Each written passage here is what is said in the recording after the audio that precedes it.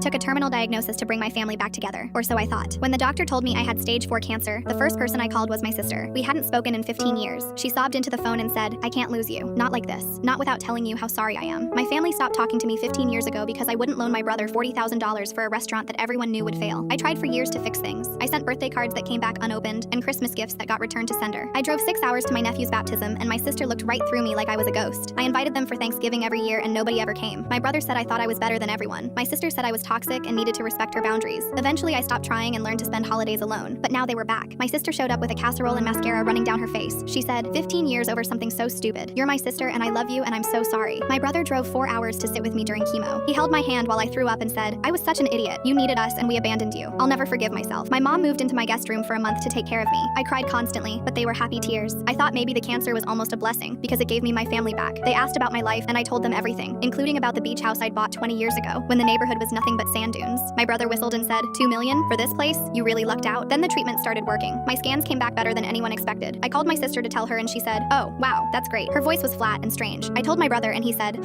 "Let's not get ahead of ourselves." My mom said, "Don't get your hopes up, honey. These things can turn around fast." I pushed the thoughts away. They'd proven themselves through months of hospital visits and I love yous. I planned a big dinner at the beach house to celebrate my recovery. The whole family came, everyone laughing while the kids played on the deck. I was standing at the window watching the sunset when my nephew Caleb came and stood next to me. He was 8 years old and had his mother's eyes. I said, "Beautiful, isn't it?" He said, "Mom said this is gonna be our house soon." My blood went cold. I said carefully, "What do you mean, sweetheart?" He said, "When you got sick, Mom said you were gonna die and we'd get your house because you don't have kids. She already picked out my room, the one with the big window upstairs." I walked to where my sister was laughing with my brother by the kitchen island. I said, "Can I talk to you both for a minute?" They followed me into the kitchen and I closed the door. I said, "Caleb just told me you already picked out his bedroom in my house for when I die." My sister went pale. She laughed nervously and said, "Kids make stuff up. You know how they are." I said, "So you never talked about getting my house?" Silence. My brother said, "Look, we were just being practical. You weren't going to need it." My sister jumped in, "And we were here for you. We showed up. We wiped your mouth when you puked. Doesn't that count for something?" I said, "You ignored me for 15 years. Then I got sick and suddenly you loved me again." My sister's voice turned hard. "We deserved something after all those years you sat in this house while we struggled. You bought this place for nothing and now it's worth millions. How is that fair?" I said quietly, "I invited you here every Thanksgiving for 10 years. You never came." She snapped, "Because you always acted so superior with your ocean views and your empty guest rooms while my kids shared a bedroom in a house with mold in the walls." My brother added, "You could have helped us anytime. Instead, you just sat here alone feeling sorry for yourself." My mom appeared in the doorway. "What's going on in here?" My sister said, "She's throwing a fit because we talked about what happens when she dies. Like that's somehow crazy to think about." My mom sighed and looked at me. "Honey, you have to be reasonable. You have so much and they have so little. When the time comes, you should want to do the right thing for your family." I said, "You knew about this the whole time?" She said, "Family takes care of each other. I assumed you'd want to leave something meaningful behind instead of letting the government take it." I looked at my mother, the woman who'd cooked me meals and told me she loved me every day for a month, and I finally understood what all of it had really been about. I walked past them into the living room and said loudly, "Everyone out, dinner's over." I met with my lawyer the following week. The beach house goes to a marine conservation nonprofit when I die, which looks like it won't be for a good long time.